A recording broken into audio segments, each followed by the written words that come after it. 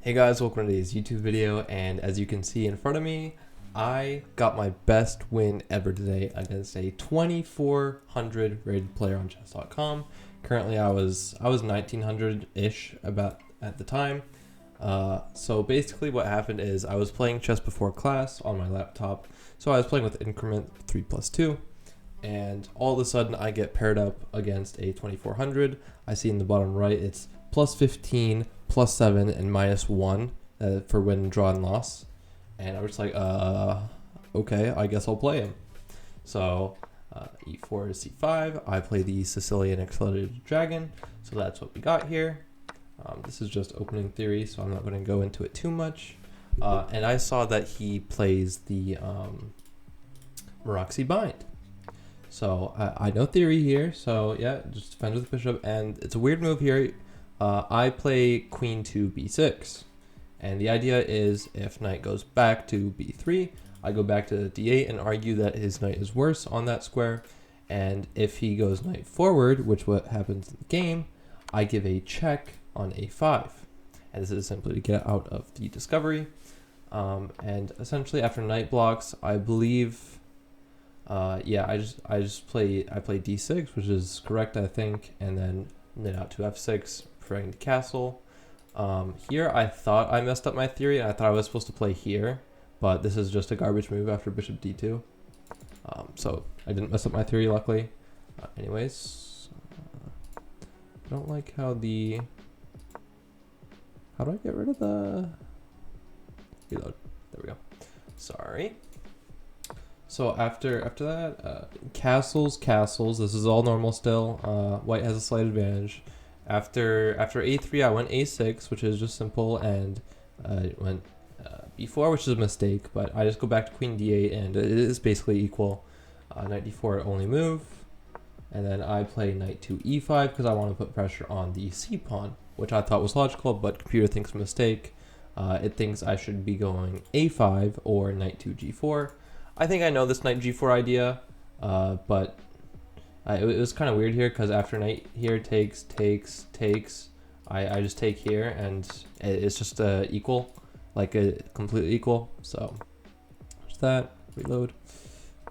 But I decided to go for a more positional approach, attacking the c pawn since it is a weakness here. I just want to put more pressure on it with queen to c7, and here I calculated queen to b3 and bishop to e6 takes, and I thought I would have good pressure along the f file, but I think I was actually mistaken because I forgot about the pin back towards my king on this e6 pawn once I take with the f pawn here, and you'll see that come back to bite me later on. So after queen to b3, I was calculating here b5, but that didn't work, pretty obviously. Bishop d7, it's saying. I didn't really think about this that much because I thought it wasn't really doing anything, and I wanted to attack a target here. But it was on my mind since after bishop d7, you're preparing rook c8. And then maybe you can play b5 with the pin on the c pawn towards the knight. But yeah, the main thing on my mind here was attack the c pawn or try and get a knight to f4, or maybe try and play f5. So what I did here was I opted for my first choice, which wasn't the best, but I honestly, it's just a really hard position and I didn't really know what to do. So I was like, okay, my bishop isn't really that good, so if his knight trades for it, that's his best piece, and then I'm opening up the f file for my rook, and I wanted to put more pressure on this pawn in a concrete way. So I calculated takes, and I was going to bring my rook to c8 to try and put more pressure on the pawn, and maybe play b5 again with the pin on the knight. So after takes, rook to c1. This is where I'm like, maybe I miscalculated a little bit. I shouldn't have done that really. I think I either played rook c8 here or knight to h5. I can't remember that clearly since I was a little bit sleepy at the time. Okay, I go knight h5, which makes sense. I just simply want to put a knight on f4. I'll put pressure on this bishop, and this knight, I was like, it kind of sucks, so I don't really know what to do with it.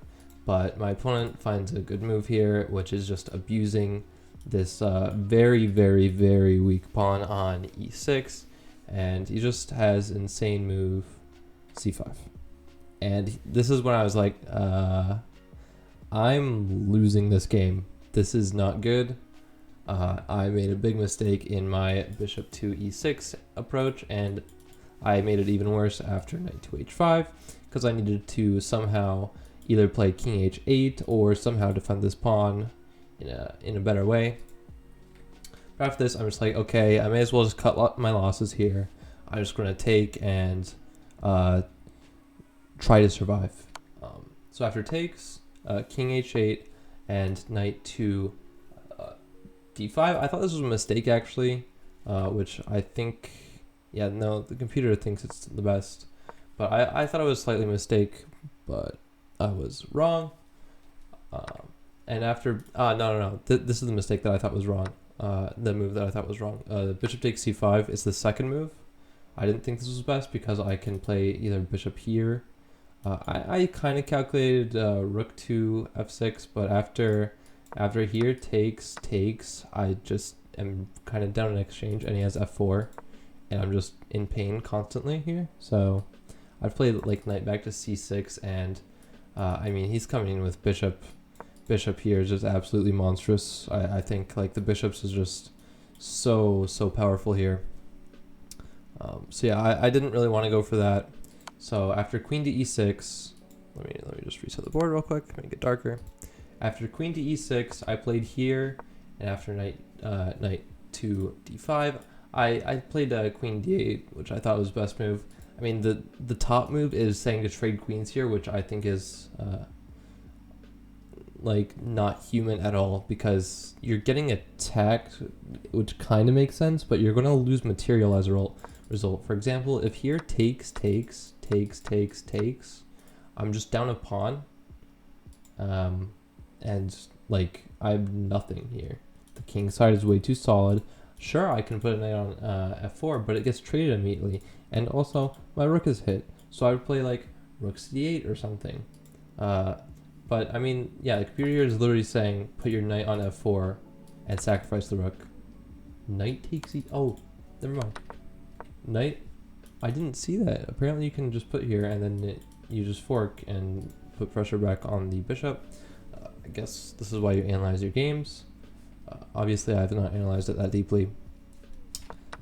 So let me go back, reload, make it darker again, nice. But I opted for the more human option, which is queen d8. Keep more pieces on the board, keep attacking chances for me, even though I'm against a higher rated opponent. So after bishop to f6 here, I simply wanted to defend this pawn. I realized that this sacrifice is an exchange, but I thought I was just cutting my losses. You can see the sacrifice to exchange after takes, and takes. This is what I calculated here. Obviously, it's very bad, but I didn't really see anything better, even though there definitely is after knight to f4.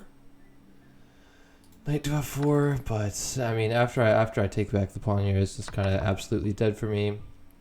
Top move here is knight back to c6, which is just impossible for me because I'm just sacrificing material again. Of course, not nearly as bad, obviously, but yeah, just some simple miscalculations there. Defending is one of the hardest things in chess, so can you really blame me?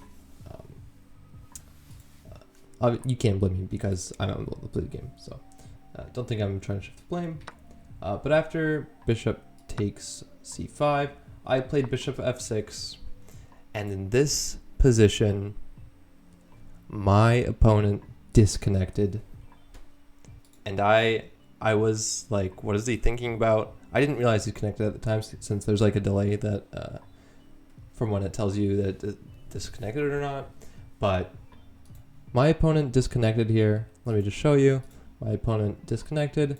I won, game abandoned. Yeah, I just want to show you that I won by abandonment and I didn't actually beat this guy on the board.